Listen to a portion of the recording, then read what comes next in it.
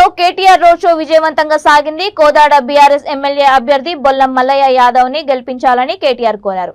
Road షోలో భారీ crane తో గజమాల తెచ్చి కేటీఆర్ బొల్లం మల్లయ్య యాదవ్ లకు వేసి రోడ్ షోను ప్రారంభించారు.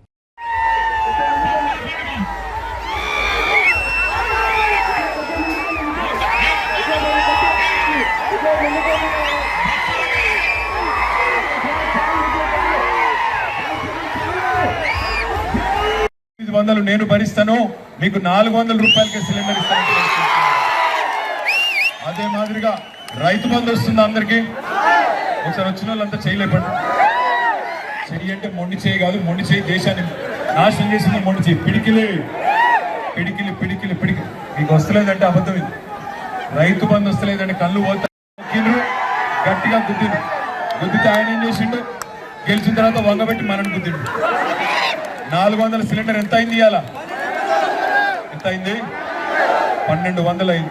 అందుకే కేసీఆర్ గారు ఏమంటున్నారంటే